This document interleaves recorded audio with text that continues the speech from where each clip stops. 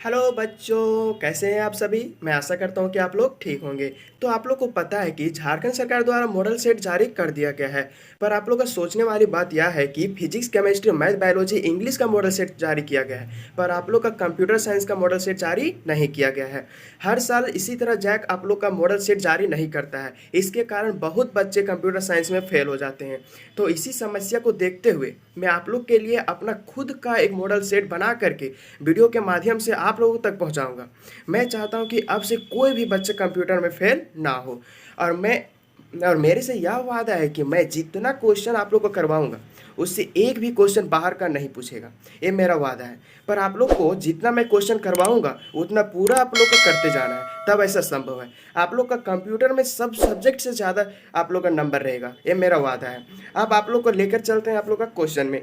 तो उससे पहले आप लोग को मैं बता दूं कि अगर आप इस चैनल से बोर्ड एग्जाम का तैयारी करना चाहते हैं, all subject physics, chemistry, math, biology, all subject की तैयारी करना चाहते हैं, तो आप लोग इस चैनल को सब्सक्राइब कर लें और बेल आइकन घंटी को दबा के रखें, ताकि मैं जब भी वीडियो को अपलोड करूंगा तो आप लोग का फोन में नोटिफिकेशन चल जाए और आप लोग अच्छे से बोर्ड एग्जाम की तैयारी कर सकते हैं। और आप लोग चाहते हैं कि मेरा दोस्त भी वीडियो का अगर फायदा उठा सकते हैं, तो आप लोग उसके साथ शेयर करना ना भूलें। अब चलते सीधे वीडियो में। आप लोग का पहला क्वेश्चन क्या बोलता है। Information is a meaningful data. इसका राइट आंसर हो जाएगा option number C, information is a meaningful data. अगला प्रश्न की ओर चलते हैं। तो अगला प्रश्न है दूसरा number, what is the full form of CPU. CPU का फुल फॉर्म क्या होता है। तो ऑप्शन है chip processing unit, connected processing unit, chat processing unit, none of this. तो आप लोग को पता है कि सीपीयू का फुल फॉर्म होता है सेंट्रल प्रोसेसिंग यूनिट, जो आप लोग का यहाँ ऑप्शन में नहीं दिया है। तो इसका राइट आंसर हो जाएगा option number D, none of this. अगला प्रश्न की ओर चलते हैं। Memory is measured in which unit. इनमें से ये चार वो ऑप्शन है, इनमें से कौन मेमोरी को मेजर मतलब मापता है, कौन सा इकाई मापता है, यूनिट बोल रहा है, ठीक है। इसका ऑप्शन है किलोग्राम में, मीटर में, बाइट्स में, नन ऑफ दिस। तो आप लोग को पता होना चाहिए कि मेमोरी हम बाइट्स में मापते हैं, ठीक है। तो अगला प्रश्न है, इसका राइट आंसर हो जाएगा सी नंबर। अगला प्रश्न है चौथा number, choose odd on all following, ठीक है। इनमें से odd one from of following, इनमें से कौन ओड है, ठीक है। ओड, ओ डी टी, ठीक है।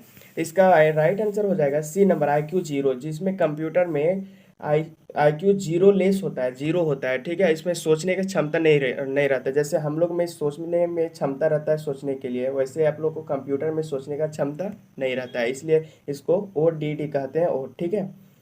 5 नंबर क्वेश्चन है, B I O S is example of. तो B I O S example of, इनमें से कौन एक बी आई ओ एस का एग्जाम्पल है। तो इसका ऑप्शन क्या क्या है। ए नंबर है इंग्लिश प्रोग्रामिंग, बी नंबर है pre writing programming, C number है लाइफवेयर, डी नंबर है नन ऑफ दिस।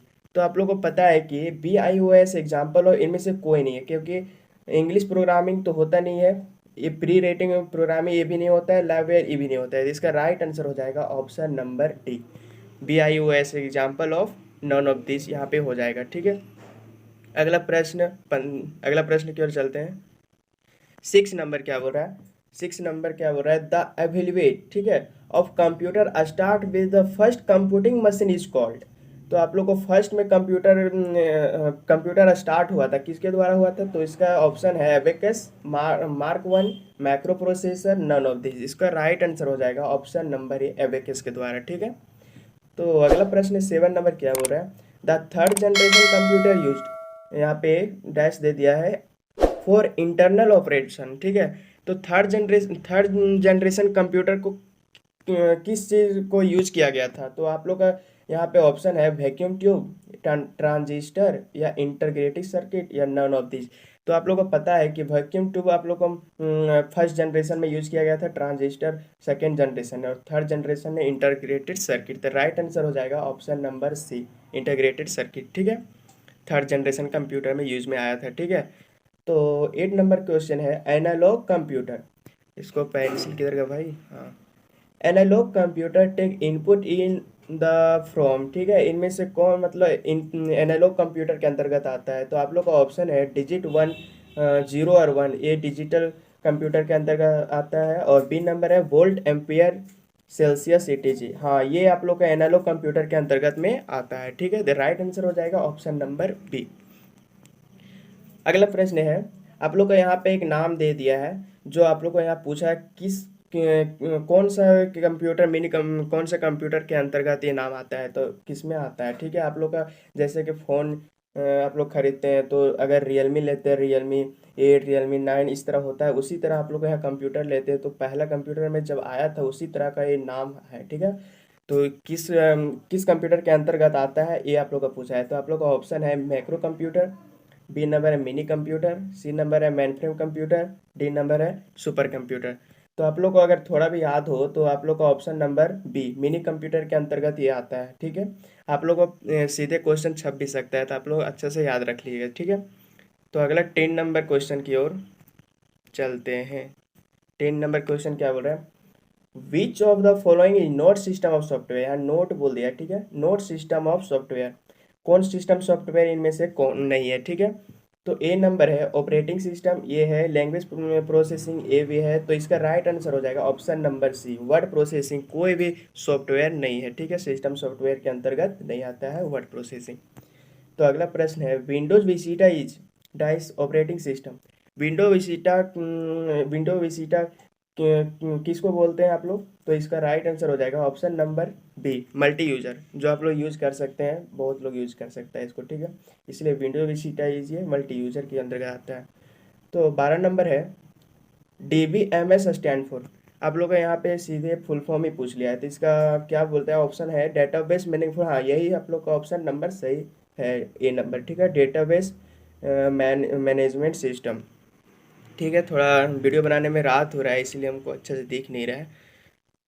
अगला प्रश्न क्या है, अगला प्रश्न देख लेते हैं। हाँ, 13 number, to develop a good program which of the following guideline from. ठीक है, आप लोग को यहाँ गाइडलाइन दिया गया है, तो प्रोग्राम डेवलप करने के लिए क्या क्या बातें ध्यान में रखनी चाहिए। तो आप लोग का ऑप्शन है modular approach of programming, B number है meaningful data name of the identifier, तो सी नंबर है use comment at the additional, और डी नंबर है ऑल ऑफ दिस। तो आप लोगों को पता होना चाहिए, तो इसका राइट आंसर हो जाएगा option number be all of this. आप लोग को एक अच्छा डेवलप मतलब करने के लिए, अच्छा प्रोग्राम डेवलप करने के लिए आप लोग को तीनों बातों को ध्यान में रखना पड़ेगा। ठीक है, अगला प्रश्न है, this is a program that the accept data value in tabular form. Tabular form में डेटा को एक्सेप्ट करता है, कौन करता है, इसका राइट आंसर हो जाएगा ऑप्शन नंबर डी। ठीक है, क्या इलेक्ट्रिक स्प्रेडशीट। ठीक है, इलेक्ट्रिक स्प्रेडशीट। 15 नंबर क्वेश्चन क्या बोल रहा है आप लोगों को, इंटरप्रिंटर इज यूज फॉर ट्रांसलेट।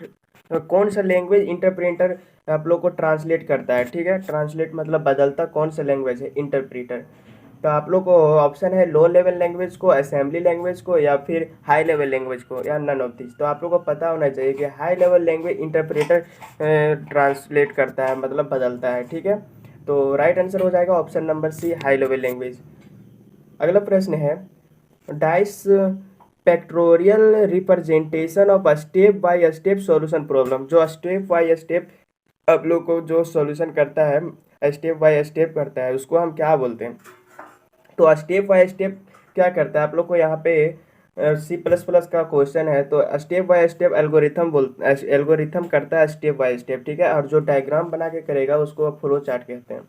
तो इसका राइट आंसर हो जाएगा option number B algorithm. Algorithm क्या करता है, स्टेप बाय स्टेप को कुछ भी भाषा में लिखता है, स्टेप बाय स्टेप लिखता है। ठीक है, फ्लो चार्ट क्या करता है कि डायग्राम के रूप में लिखता है। ये दोनों का यही अंतर है। ठीक है, आप लोग को यहाँ पे दो क्वेश्चन बनेगा, फ्लो चार्ट और एल्गोरिथम। तो अगला प्रश्न क्या है, अगला प्रश्न देख लेते हैं। अगला प्रश्न, रैम्बस symbol is use for flow chart is the indicate. रैम्बस कौन सा सिंबल का इंडिकेट करता है फ्लो चार्ट में। ठीक है, तो इसका राइट आंसर हो जाएगा option number C. Option number C decision लेता है रैम्बस। ठीक है, रैम्बस डिसीजन के अंतर्गत आता है फ्लो चार्ट में। ठीक है, तो इसका राइट आंसर हो जाएगा option number C decision. Rhombus symbol होता है, उसको डिसीजन कहते हैं। रैम्बस सिंबल इस तरह होता है। ठीक है, इसको बोलते हैं, किधर गया भाई, रैम्बस। इसको पूरा इस मेड क्या बोलते हैं, हीरा की तरह दिखेगा, उसको बोलते हैं रैम्बस सिंबल। इस तरह दिख गया तो उसको बोलते हैं रैम्बस सिंबल, जो डिसीजन के फ्लो चार्ट के डिसीजन के रूप में काम करता है। ठीक है, जिसमें सोचने का काम होता है उसको बोलते हैं डिसीजन लेना, ठीक है। इस तरह का आपको यहाँ पे सैम्पल दिखेगा। तो अगला प्रश्न है 18 number, compile time error is are. Compile time error is are, तो इसका राइट आंसर हो जाएगा ऑप्शन नंबर ए, ठीक है। सेंटेक्स एरर, सेंटेक्स एरर को कंपाइल टाइम एरर भी कहा जाता है, ठीक है। तो 19 नंबर है, run time error occur during the. तो रन टाइम एरर इसमें पूछ लिया, तो इसका राइट आंसर हो जाएगा ऑप्शन नंबर बी। आप लोग को ऑप्शन नहीं बता रहे क्योंकि वीडियो लंबा हो रहा है, इसलिए आप लोग को सीधे आंसर बताते जा रहे हैं, ठीक है। आप लोग को ऑप्शन पढ़ना हो तो वीडियो पॉज करके पढ़ सकते हैं। तो इसका राइट आंसर हो जाएगा option number B. 20 number question बोल रहा है, the decimal number of system is has base. तो डेसिमल नंबर किसको बोलते हैं? जो 0 से आप लोग को 9 तक रहता है उसको डेसिमल नंबर कहते हैं, और नंबर इंडिकेट करते हैं 10 से, ठीक। तो यहाँ पे इंडिकेट पूछ लिया है, तो इसका राइट आंसर हो जाएगा ऑप्शन नंबर बी, 10 नंबर, ठीक है।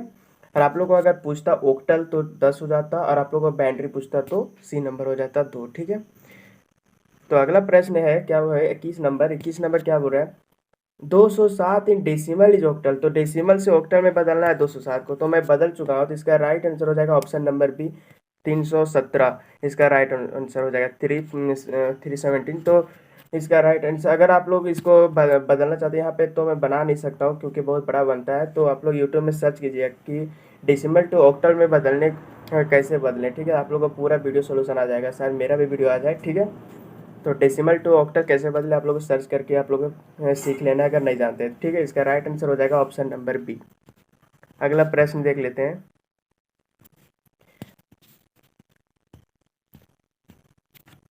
हाँ, अगला प्रश्न है, यार ये काम क्यों नहीं कर रहा है।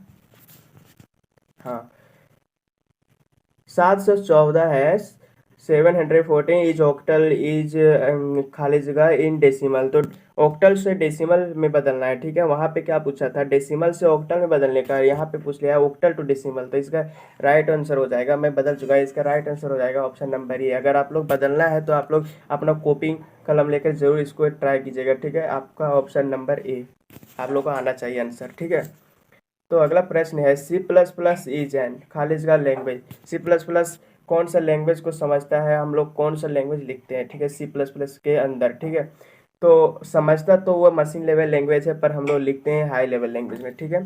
जो मशीन समझता है उसको बोलते हैं मशीन लेवल लैंग्वेज, और हाई लेवल लैंग्वेज उसको बोलते हैं जो हम लोग लिखते हैं और हम लोग समझते हैं, ठीक है। तो अगला प्रश्न है, every C plus plus programming must have खालिज का फंक्शन। तो इसका फंक्शन की यहाँ पे पूछ लिया है, तो इसका राइट आंसर हो जाएगा ऑप्शन नंबर ए हो जाएगा, ठीक है। मैन इसको बोलते हैं फंक्शन की। जो आप लोग सी प्लस प्लस कोडिंग करते होंगे तो इसका यूज होता होगा मैन, पाव, गेट, इस सब का, ठीक है। तो यहाँ पे सी प्लस प्रोग्रामिंग में फंक्शन की के बारे में पूछ लिया है, तो मैन, ठीक है। तो अगला प्रश्न है, who is the developer of C plus plus language. कौन डेवलप किया था सी प्लस प्लस लैंग्वेज को, ठीक है। तो आप लोग का पता होना चाहिए कि डी नंबर बजरने स्टोनस्ट्रफ जो आप लोग का सी प्लस प्लस लैंग्वेज को डेवलपर है, ठीक है। अगला प्रश्न है, the smallest individual unit is the programming is called. तो स्मॉलेस्ट इंडिविजुअल, तो इसका राइट आंसर हो जाएगा option number E, token. Token is the smallest individual unit is the programming, ठीक है। तो राइट आंसर डी नंबर हो जाएगा, token smallest unit, smallest individual unit है, ठीक है। तो अगला प्रश्न है, इन ए इज एग्जाम्पल ऑफ। ये इज एग्जाम्पल ऑफ, इसका राइट आंसर हो जाएगा ऑप्शन नंबर बी, जो करेक्टर लिटरल्स के रूप में दिखता है ये, ठीक है। करेक्टर लिटरल्स के अंतर्गत आता है।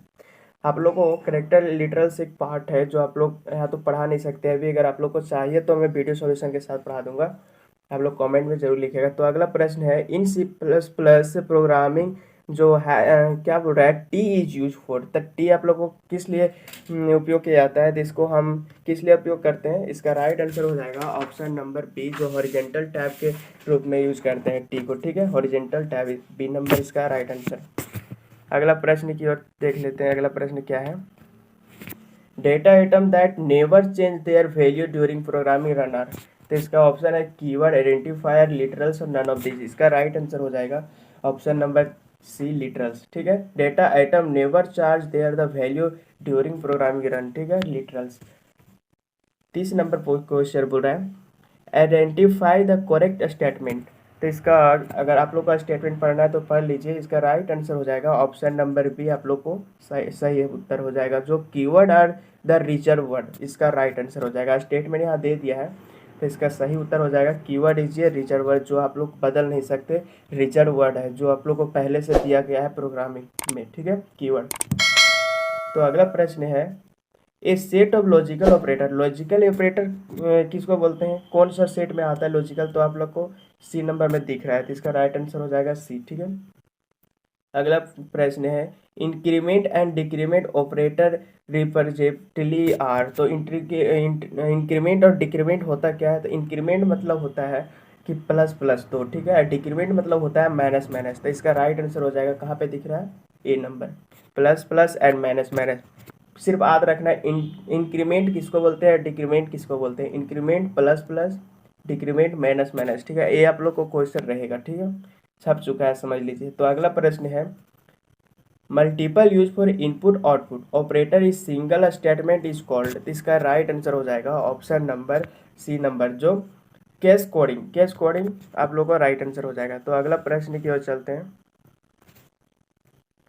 वीडियो बनाने में थोड़ा दिक्कत हो रहा है, इसलिए आप लोग अच्छे से समझा नहीं पा रहे हैं, पर अगला वीडियो से अच्छा समझाने का कोशिश करूँगा। तो अगला प्रश्न है what will be the value of following condition statement. तो आप लोग का स्टेटमेंट यहाँ पे दे दिया है, देख लीजिए। तो आप लोग को क्या है, आप लोग को छाड़ना है। तो यहाँ क्या है, ए ये लेस देन इक्वल टू 20, तो 50, अगर 50 रहेगा आप लोग का तो यहाँ पे ट्रू हो जाएगा, और 60 रहेगा तो फॉल्स हो जाएगा। तो आप लोग का स्टेटमेंट क्या बोल रहा है, अरे आप लोग का ए इक्वल टू 50 दे दिया है, ठीक है।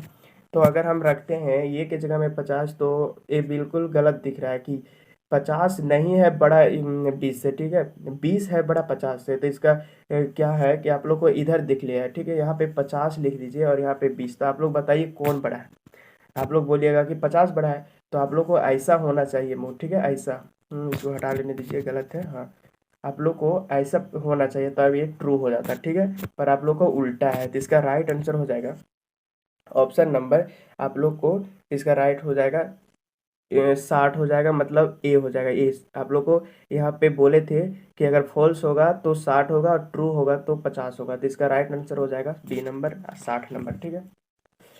तो अगला प्रश्न है which of the following is the extraction of operator in C plus plus.